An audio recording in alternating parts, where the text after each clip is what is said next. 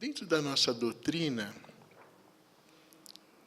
as situações do nosso dia a dia levam muitas vezes os problemas das pessoas em nossa direção, né?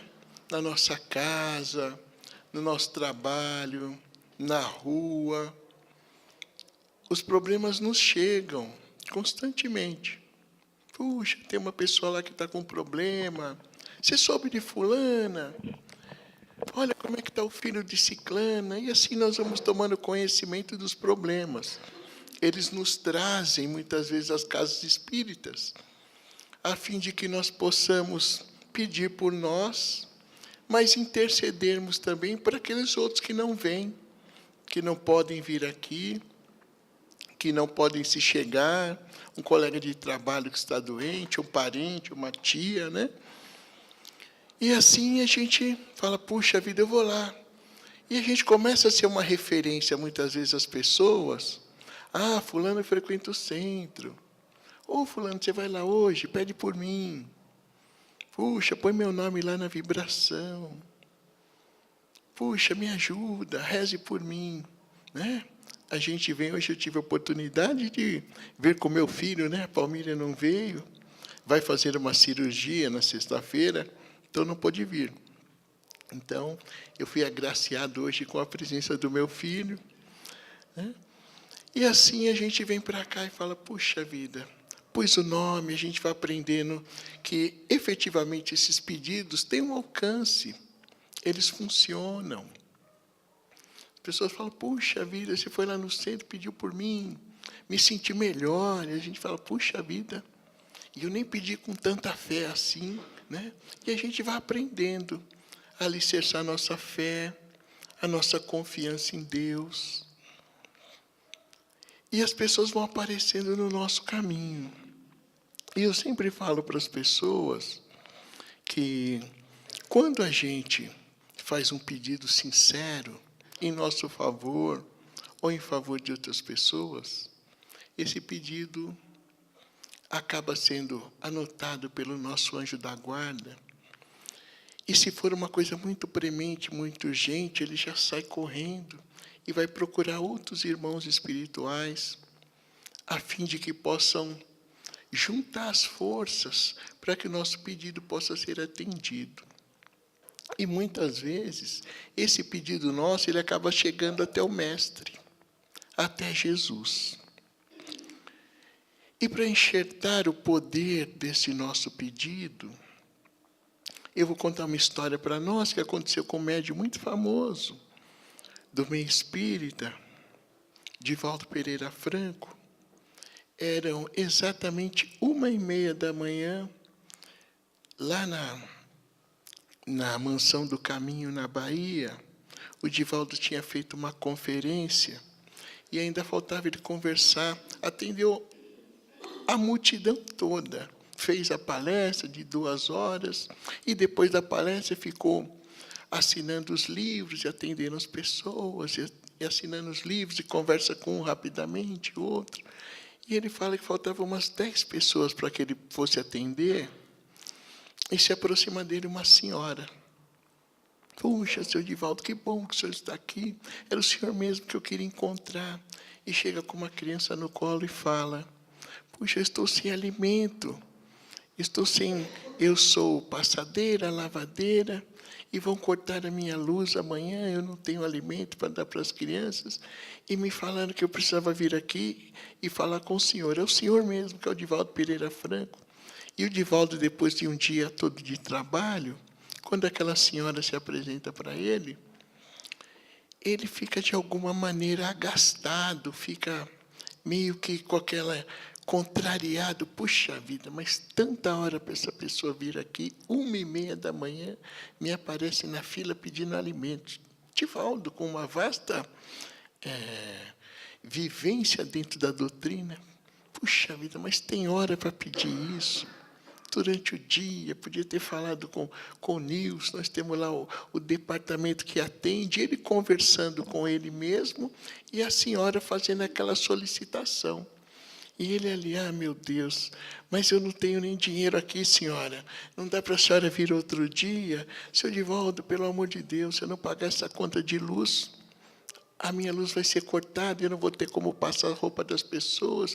Eu tenho lá 12, 13 crianças que dependem de mim. E ele meio que contrariado, o que eu faço agora? Eu tenho que chamar o Nilson. E ele já ia dispensando a mulher, e a mentora espiritual dele aparece atrás da mulher. E olha para o Divaldo e, em pensamento, fala, que bonito. E o Divaldo já logo, você está enjoando e tal. E ela falou, estou. A gente pede tanto trabalho, pede tanto, não quer ser tanto médium, não quer tanto ajudar as pessoas.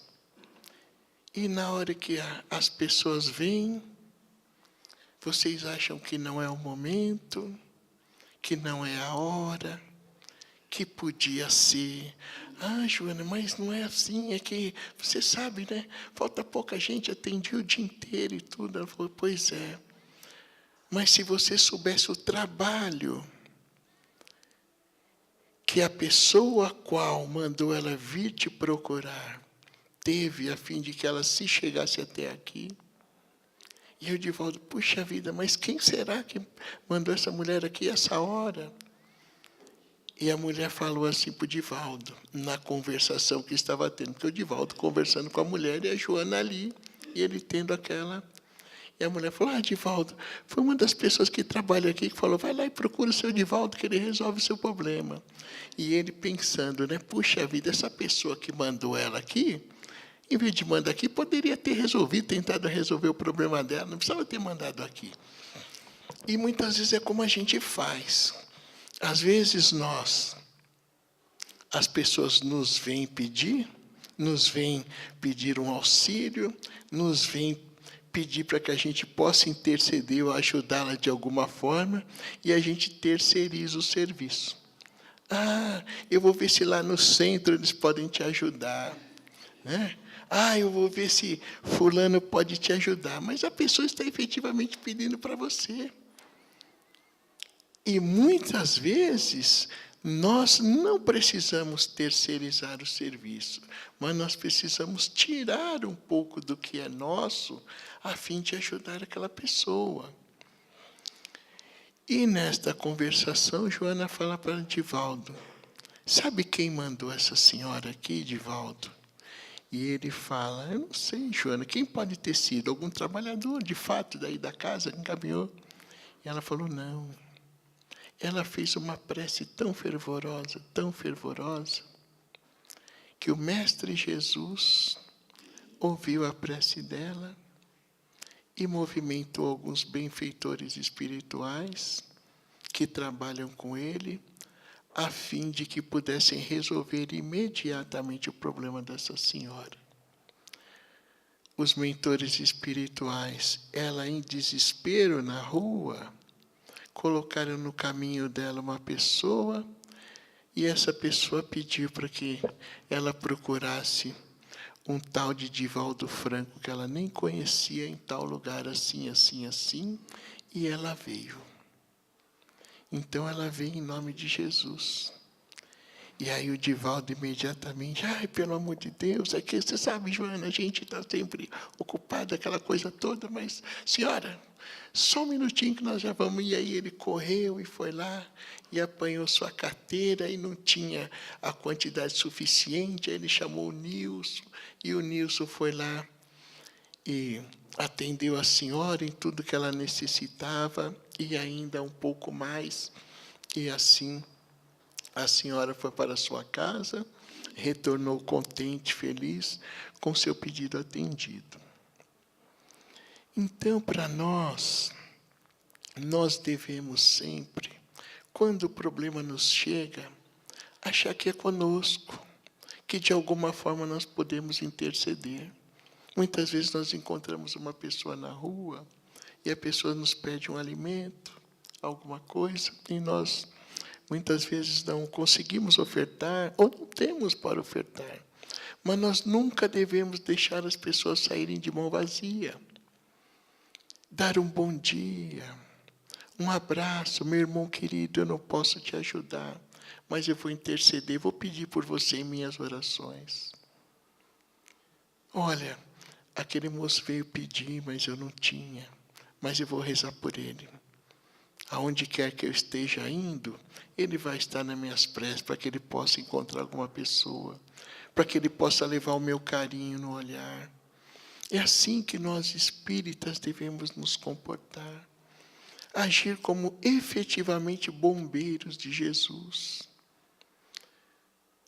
A gente, esses dias, teve na nossa cidade um prédio que entrou em chamas, né? Lá no Largo do Paissandu. E quem foi chamado para resolver a situação? Os bombeiros. E chegaram lá tentando apagar o incêndio.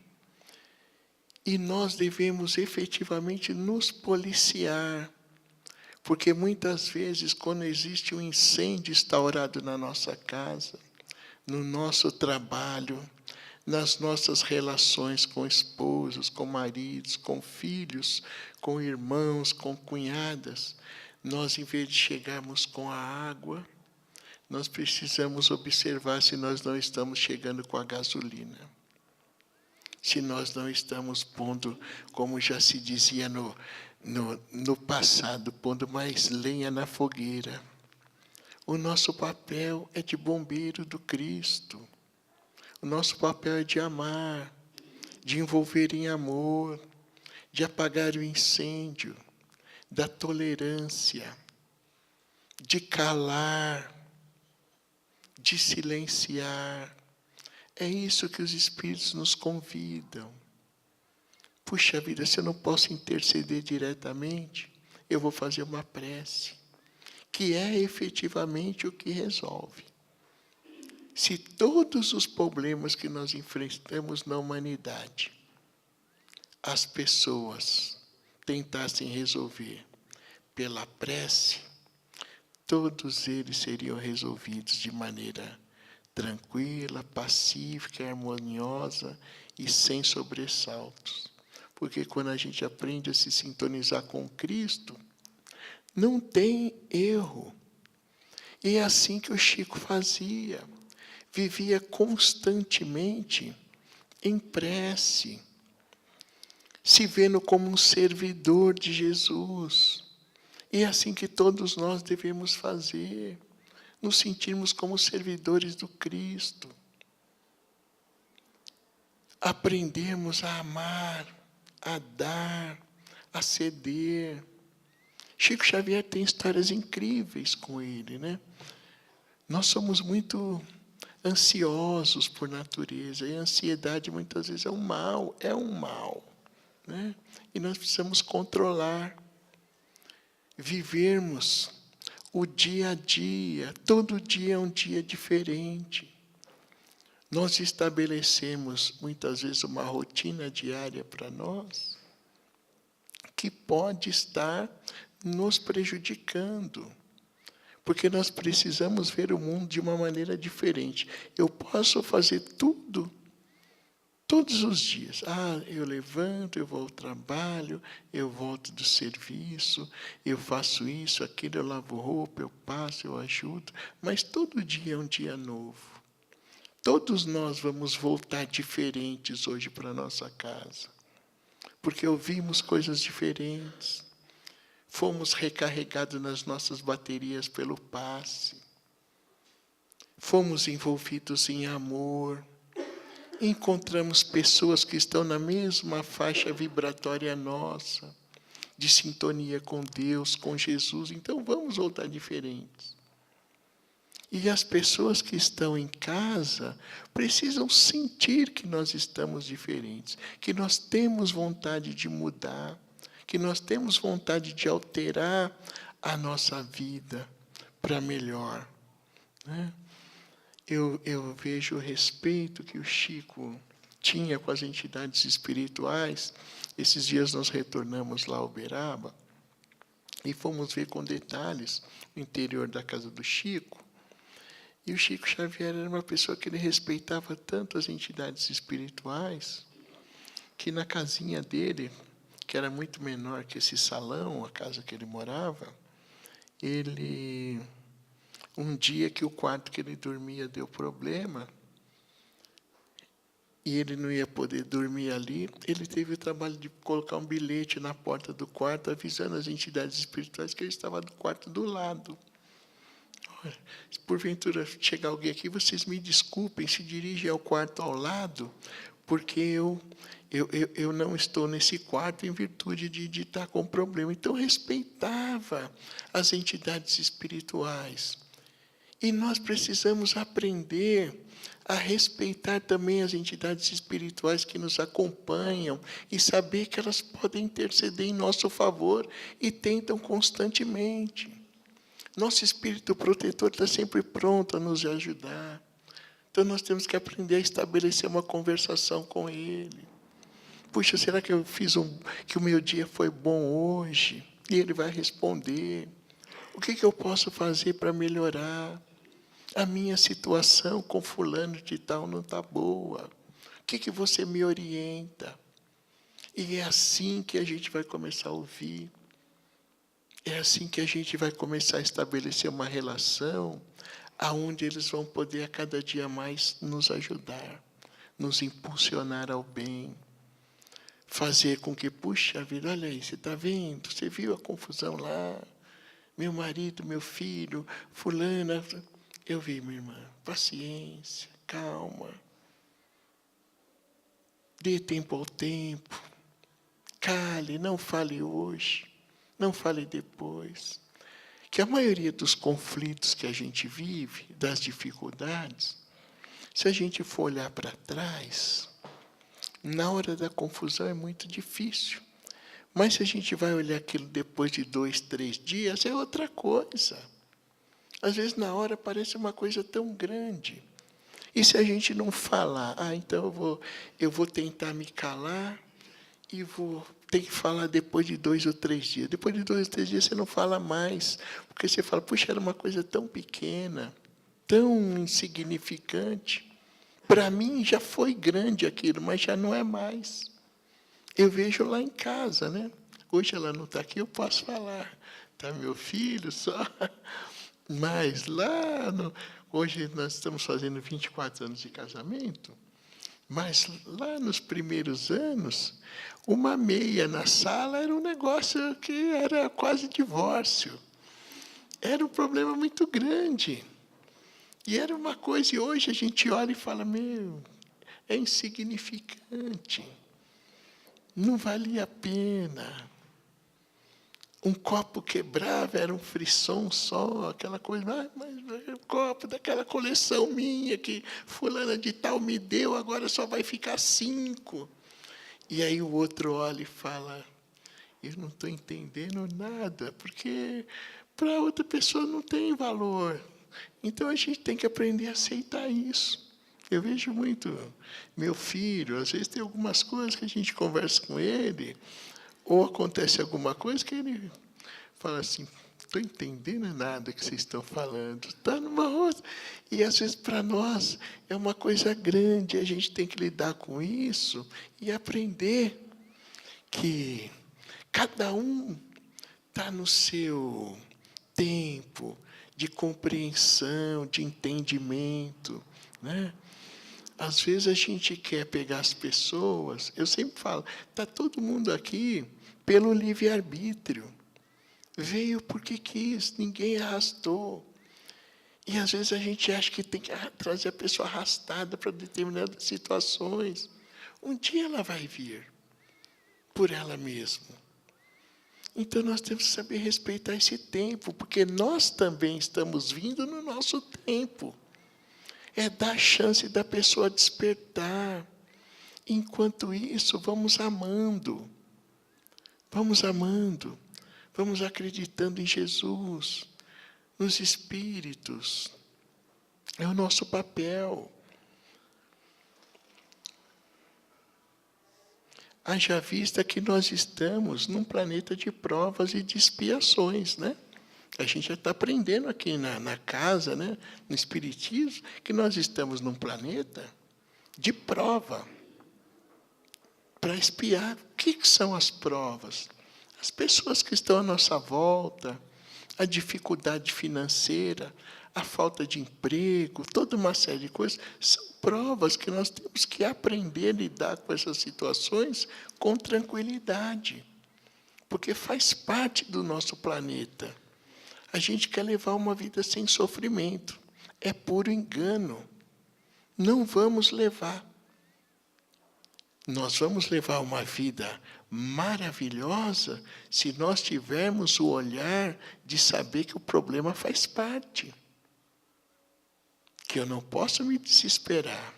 Que eu tenho que confiar, trabalhar, mas é uma prova de obstáculos, né? O cara não corre lá 1.600 metros com barreira. Então, ele corre uma barreira, vem a outra, ele pula. Corre uma barreira e vem a outra, ele vai pulando. E tem uns que, quando vão pular dentro de uma barreira, bate o joelho, cai, mas tem que levantar para ter. Então, a nossa vida é feita disso.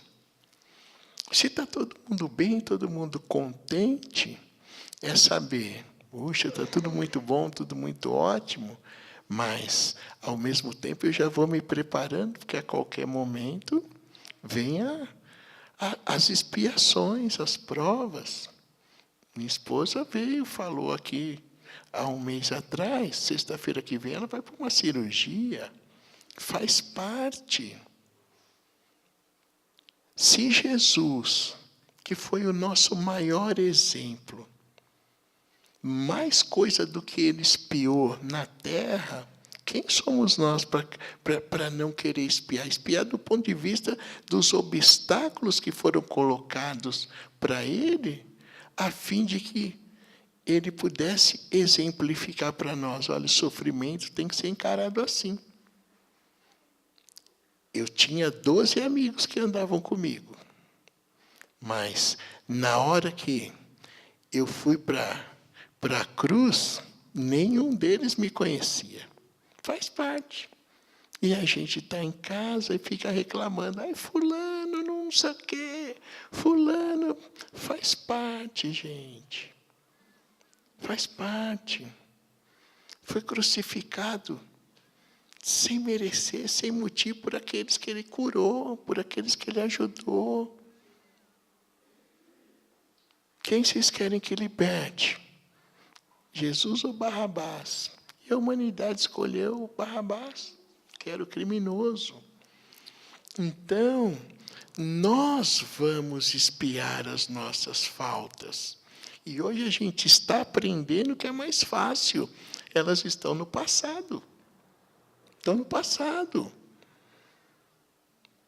Aqueles que nos espetam, que nos cobram, está no passado isso. Nós não somos merecedores de coisa melhor. E aí, quando você entende isso, fica mais fácil de se viver. A gente para de se achar vítima do mundo, vítima da sociedade. Não é verdade? Fica mais fácil. E é assim que todos faziam. Divaldo Pereira Franco teve uma irmã dele que suicidou-se, né? Em virtude de era casado, o marido teve uma relação extraconjugal, ela foi se ter uma conversa com a mulher que o marido estava saindo e se sentiu humilhada e tomou veneno e suicidou-se. Era o Divaldo Pereira Franco, era a família dele. Teve dificuldades como qualquer um, assim como o Chico e tudo. E ele mesmo conta que ele também tentou se suicidar. Ele trabalhava numa empresa e teve uma quebra da Bolsa de Valores. E ele era jovenzinho, aquele primeiro emprego, ele era novo, tinha 3 meses de empresa, criou toda uma expectativa de trabalho, puxa, esse trabalho aqui vai ser isso, aquilo, agora trabalho numa corretora de valores e tudo.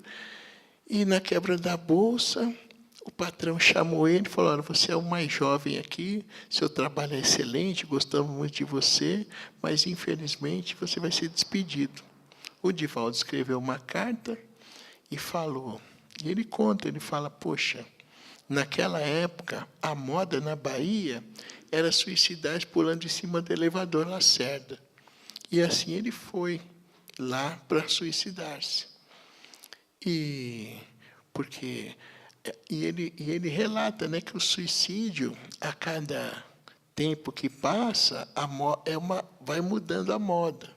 Uma hora é pular de um lugar, outra hora é pular na frente do trem, outra é suicidar-se. Então, através dos anos, a gente vai, infelizmente, aperfeiçoando as maneiras de atentar contra a nossa vida. E ele falou que, ao chegar no elevador Lacerda, que ele ia pular, a irmã dele, que suicidou-se, apareceu para ele e ele caiu duro. Aí ele falou, ainda bem que eu caí duro para trás, porque se eu caísse duro para frente, era outro suicídio.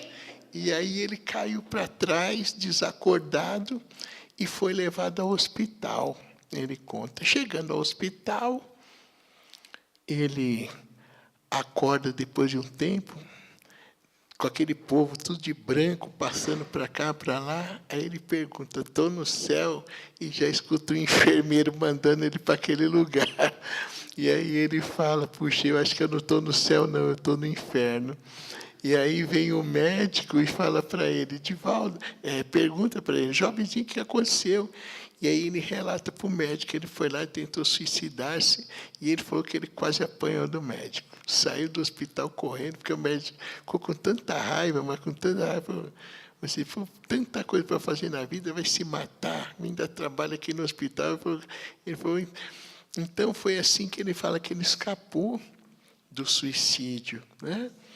Então nós precisamos estar vigilantes, nós precisamos ser mais observadores com a nossa família, com as pessoas que estão ao nosso lado, que vêm ao nosso caminho, porque efetivamente elas podem estar sendo direcionadas pelo próprio Cristo para nós, a fim de que de alguma maneira a gente possa interceder.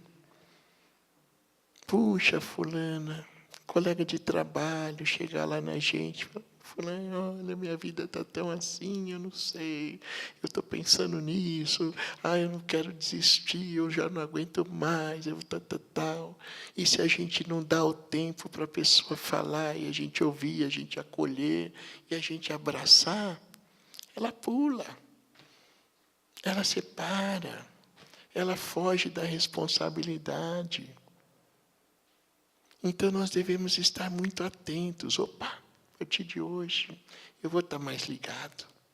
Eu vou estar com uma mensagenzinha do centro lá no bolso. Eu sei que o fulano também vou deixar em cima da mesa dele, vou deixar em cima da mesa de um banco, vai servir para alguém. E aí, alguma entidade espiritual vai empurrar uma pessoa e ele fala, nossa...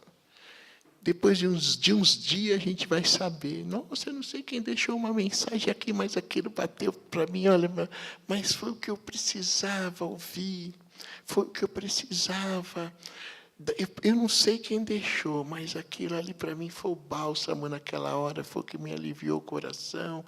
Que eu estava... Então, é assim que a gente vai contribuindo com Jesus. Não é com...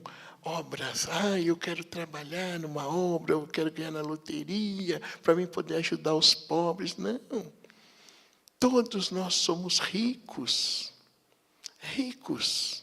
Temos vários recursos à nossa disposição para ajudar as pessoas.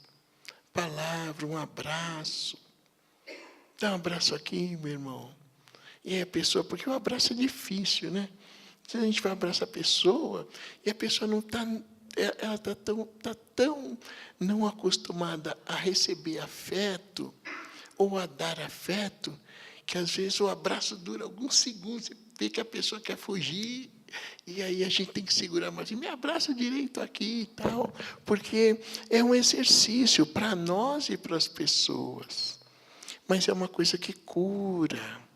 Quando a gente encosta no companheiro, é como a gente quando começa a namorar, que a gente vai ali, aconchega no braço, no colo do companheiro, e fala, meu porto seguro. E nós temos que aprender a fazer isso mais vezes. Ser menos duro, saber que isso é um bálsamo que nos acalma, que acalma a pessoa, é um tratamento. Então é isso que nós precisamos fazer, coisas simples. Um chá, oferecer um bolo. Ah, falou, vem tomar um café comigo. Não, mas não tenho tempo, tem sim. E a gente tem que começar a ter mais tempo para as pessoas. Ser menos ansiosos.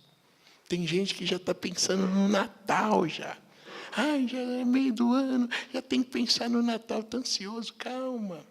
Vive o dia de hoje, vê quem está à sua volta. Vamos viver com doses, né? De pouquinho em pouquinho, de pouquinho em pouquinho, assim que a gente vai aprendendo a viver melhor. E aí, eu falo sempre que nós temos que estar sintonizados. Quando eu falei do saco de batatas, é que para a gente ver como é que as coisas funcionam no mundo espiritual, né?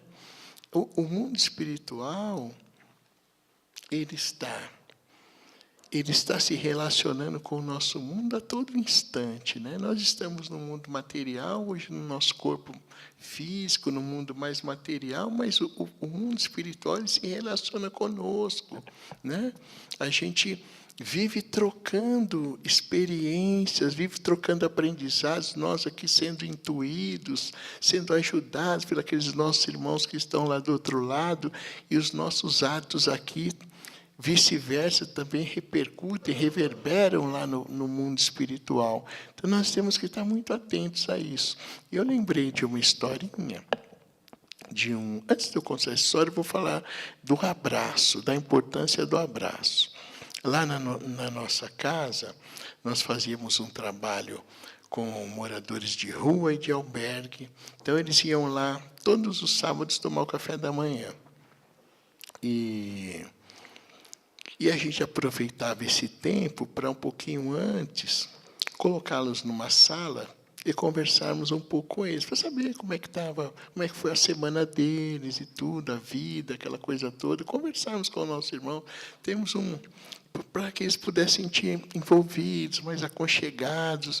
Então, a gente levava eles para uma sala e vinha algumas pessoas do AA e falavam 5 minutos com eles, convidando aquelas pessoas que conhecessem alguém que estivessem com algum problema de álcool ou problemas químicos, a visitar os AAs que tem próximo da nossa casa. E tinha um rapazinho jovem que começou a frequentar lá, vinha tomar o café, muito fechado, né? E a gente aproveitava para, em 15 minutos, colocar um trechinho daquele filme de Jesus, sempre uma passagem daquele filme, e fazer um comentário breve com ele, 10 minutos, 5 minutos. E a gente fez isso durante muito tempo, muitos anos. E um jovem ali, ele a princípio se mostrava muito fechado. Depois de alguns dias ele se abriu, ele falou, eu frequentei uma igreja evangélica, eu sou evangélico. Eu falei, ótimo, que bom, meu irmão. Ele falou, a princípio, quando me convidaram para vir aqui, falaram que era uma casa espírita, eu fiquei meio ressabiado e tudo. Eu falei, não tem problema, nós não temos problema de você vir aqui. Você pode vir aqui quando você quiser, né? Então, vai ser bem-vindo e nós nem desejamos que você se torne espírita. Continue firme na sua religião, se você assim desejar e tudo. Ele falou, tá bom. E passado um tempo, esse jovem, aí nós acabamos levando esse café da manhã para a rua, que era para ficar mais perto do pessoal do albergue e dos moradores de rua. Então, nós levamos lá para o Centro de Hermelino Matarazzo esse café, que é servido lá. A gente prepara na madrugada e vai levar lá no sábado de manhã.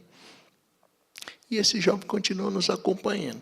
Da rua, ele foi para morar no albergue, e do albergue ele falou, puxa vida, há um dia ele falou, seu Fábio, eu já estou conseguindo uma casinha para mim morar. Falei, que bom, rapaz, muito bom. E a gente sempre, quando conversava, eu perguntava, por que você não procura a sua família? Você não tem família? Um menino muito... A gente percebia, inteligente, trabalhador até, trabalhava.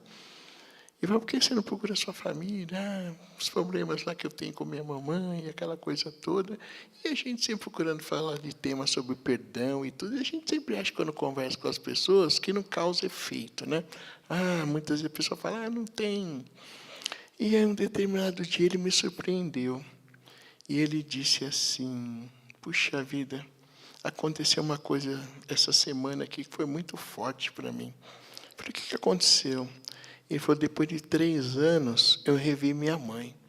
E eu falei, nossa, que bom, rapaz, 3 anos. Mas não deu para ele me contar como é que foi esse encontro. Aí, no sábado seguinte, ele estava lá, e aí ele me contou. Ele falou, olha, eu não sei quem foi que chegou na minha mãe, no trabalho dela, alguém que eu não sei quem é. E chegou no serviço dela, ela falou que a pessoa foi lá e falou, olha, mataram 2 moradores de rua, e um dos que mataram era seu filho. E a mãe dele ficou procurando ele nas ruas de São Paulo durante 15 dias. 15 dias ela ficou procurando ele pelas ruas de São Paulo. Achando, não é possível, meu filho não pode estar morto. E perguntando em Cracolândia, em todos os lugares que pudesse ter uma pessoa. E alguém, porque ele trabalha na região da 25 de março, os comerciantes contratam ele para descarregar os caminhões e tudo. Então, algum comerciante falou, olha, pelo que a senhora está falando, deve ser um menino assim, assim, assim, assim. Eu tenho o celular dele, porque quando eu preciso do trabalho dele, eu ligo para ele, ele vem. E assim a mãe ligou para ele, depois de 15 dias. Perdeu o serviço, porque ficou 15 dias sem comparecer no serviço, perdeu o serviço, e marcou de se encontrar com ele no Parque Dom Pedro. Ele falou, quando eu recebi o telefonema da minha mãe, eu quase caí de costas. Mas eu lembrei de muita coisa que vocês falavam lá no centro, de perdão das ofensas, de amor, das obrigações que nós temos com nossos pais, com as nossas mães. Tudo isso já vinha produzindo em mim alguma coisa diferente. E eu falei, eu vou nesse encontro. E foi. Chegando lá, no ponto onde ele marcou, a mãe dele não aparecia. E ele ficou naquela, ai meu Deus, será que ela vai vir? Será que não vai vir? Como é que vai ser esse encontro? Como é que não vai ser? E ele me narrando, né? E aí ele falou que de repente ele viu a mãe dele. E a mãe dele viu ele. E ele falou que ele saiu correndo em direção da mãe dele. E a mãe dele veio ao encontro dele. E os dois se abraçaram. E ele chorou. A mãe dele chorou. E eles ficaram abraçados ali. E ele chorou e a mãe dele chorou. E ele falou que ele abriu o olho, não sabe depois de quanto tempo. E ele falou que estava todo o Parque Dom Pedro aplaudindo. As pessoas, ele falou, rapaz, seu Fábio fez uma roda em volta e todo mundo começou a aplaudir aquele abraço. Ninguém sabia quem era, se era namorado, porque ele é jovem, né? Ele deve ter uns 26, 27 anos. E ele abraçado com a mãe dele, quando os dois estavam, ele falou, estava todo mundo nos aplaudindo, e a gente estava ali chorando, enxugando as lágrimas um do outro. E eu falei que as pessoas não sabiam quem era, mas aquilo representava a força do amor. A força do amor é poderosíssima. É um magnetismo que eu fico imaginando, é só esses gestos que podem unir as pessoas.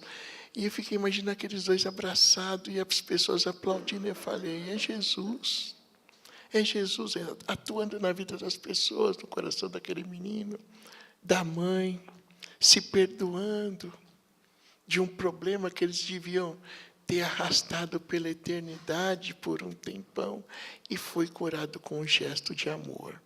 Hoje ele está tentando se livrar das drogas, a mãe dele ajudando ele na casa dela, ele na casa dele tentando. E eu tenho certeza que vão seguir.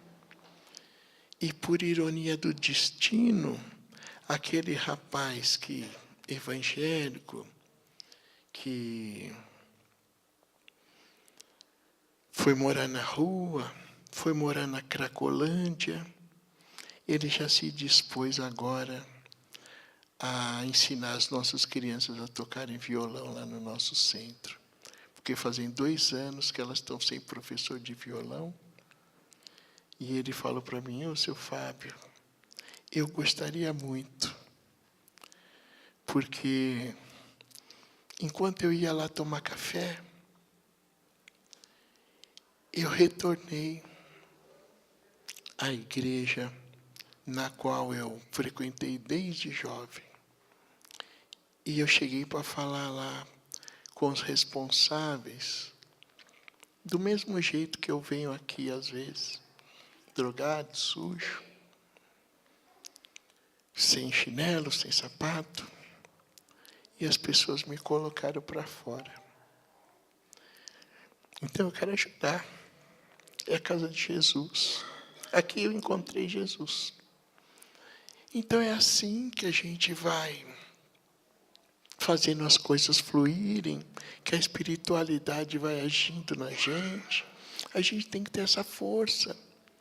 As pessoas que acordam lá toda semana na nossa casa para fazer os trabalhos, as pessoas que vêm aqui no centro, os passistas, todos os trabalhadores da casa, tem que ter esta fé que vocês fazem muito. Cada um de vocês que vem aqui ouvir as palestras são importantíssimos. Porque a energia que você doa aqui vai servir para curar um outro que está sentado na outra cadeira. E os espíritos fazem isso. Eles contam conosco. Chico Xavier já falava. A pessoa fala: nossa, o Chico escreve aquela coisa toda, e não sei o que, a mensagem. Ele falava: gente, eu sou a ponta só do maçarico. A minha caneta é a ponta do maçarico. Porque o que impulsiona o maçarico, o gás, a força do maçarico, vem da assistência. E a gente precisa acreditar nisso todo dia, vir para cá, ser o passista, eu sei que eu vou dar o melhor, que eu vou ajudar, que eu sou importante, que a minha energia é importante para curar outra pessoa. Eu estou sentado, se hoje é o meu dia de receber, amanhã vai ser o meu dia de dar. É assim que a gente atua na casa espírita. Temos que ter essa convicção. E para encerrar, senão vai ficar muito tarde, eu vou falar a história agora do saco de batatas. Teve um dia, a gente faz a sopa lá das crianças, e aí o celular tocou, era 6 horas da manhã, era o tio Chico. Ô, tio Fábio, tá vindo para você? Estou vindo, tio Chico. Passar no mercado, traz batata, que não tem batata no centro. Eu falei: tá bom, vamos lá. E aí, porque a gente pega pão no mercado para levar para as crianças tomarem café exatamente às 8h15 da manhã. Então, saímos correndo, fomos para o supermercado, vamos lá pegar batata, aquela coisa toda. E aí chega no lugar de ter a batata não está lá, não tem batata no supermercado. Eu falei: meu Deus do céu. Aí o carro que descarrega a batata está parado na porta do supermercado. E nada de descarregar. Mas quem vai descarregar a batata? Quem vai dizer: olha, o cara que descarrega a batata não chegou, aquela coisa toda, a batata está lá. E aí nós falamos: gente, a batata vai ficar para depois, porque o café da criança tem horário. Pegamos o pão e fomos. Com muita tranquilidade, vamos embora. Chegamos no centro, o povo lá: mas cadê a batata? Eu não trouxe a batata. Gente, calma. Fica tranquilo, daqui a pouco a gente sai e pega a batata. E nisso está aquele frisson por causa de uma batata. O povo da cozinha lá, meio alvoroçado, quer batata, precisa da batata, porque senão a sopa não vai, aquela coisa toda. Como é comum da gente, muitas vezes, nas situações, se apavorar, né? E, de repente, eu olho para a escada assim, e vem descendo o João, que é um trabalhador que na época era novo lá na casa, e ele vem descendo com um saco de batata nas costas. Eu falei: Deus seja louvado, né? Aí ele entrou, Aí eu falei, João, você não acredita. Ele falou, o que foi? Eu falei, está todo mundo aqui brigando por causa desse saco de batata. O povo queria batata, você me chega com um saco de batata. Ele falou, pois é, eu nem sabia que estava precisando de batata. Mas esse saco de batata que eu trouxe tem uma história. E eu, como eu sou muito perceptivo dessas histórias do cotidiano para trazer para a nossa doutrina, né? Para que a gente possa contar, porque são coisas que acontecem conosco no dia a dia e que a gente precisa perceber. E ele falou, rapaz, tio Fábio, esse saco de batata tem uma história. Eu falei, então conta para mim a história. Aí ele falou, sabe o que é? Tem um rapaz que vende sorvete todo dia na porta da minha empresa. E aí, como a gente toma sorvete todo dia, a gente deixa para pagar no fim do mês. E quando chegou no dia de receber o pagamento de pagar o sorveteiro, eu estou com o dinheiro, eu vou lá para pagar o sorveteiro, na porta da empresa, o pessoal fala, o sorveteiro viajou para a Bahia. Eu falo, mas como o sorveteiro viajou para a Bahia? Eu tenho um negócio de pagar para ele, tal. Viajou para a Bahia, tá bom. Aí ele ficou, puxa vida, eu tenho que guardar o dinheiro para pagar o sorveteiro. O cara viajou, mas quando é na outra semana, ele está angustiado, ele pergunta, o sorveteiro não aparece. Cadê o sorveteiro? Não voltou ainda. Na segunda semana veio a notícia. O sorveteiro de volta para São Paulo capotou o carro e desencarnou. E ele ficou sabendo a hora que ele saiu no almoço para pagar. E no local onde estava o sorveteiro, estava parado um caminhão vendendo batata. Ele com o dinheiro na mão. Ele falou, quer saber? Onde o sorveteiro estiver, ele vai receber essa graça. Eu vou comprar um saco de batata em nome dele e vou entregar lá no Centro Espírita no sábado. E aí eu comprei o saco de batata, pus no meu carro e hoje eu estou trazendo o saco de batata aqui em nome do sorveteiro. Aí eu falo, é isso que nós precisamos ter, essa fé, essa convicção. Quem está lá do outro lado vai receber. Em nosso nome, olha, isso aqui eu estou fazendo para você. Essa prece é para você. Essa criança que eu estou vestindo hoje é para você, fulano. Eles vão receber, em algum momento eles vão aparecer para nós para agradecer. É essa convicção que nós precisamos ter na espiritualidade, que agiu segurando o cara para não descarregar o caminhão da batata, o outro para não fazer não sei o quê, e a gente para ter a tranquilidade de saber que as coisas vêm. Quantas coisas vocês já não devem ter realizado aqui, que os recursos chegam. A gente vê, mas será que vai ter dinheiro para fazer aquela festa lá no centro? Será que vai ter não sei o quê? E as coisas chegam. E chegam em abundância. Porque quando a gente se propõe a fazer o bem, sem medo, confiando em Jesus, na espiritualidade, os recursos aparecem. A espiritualidade se movimenta e fala, a causa é boa, vamos ajudar. Jesus dá ordem lá, vamos se movimentar para ajudar o povo. E assim é feito, tá bom?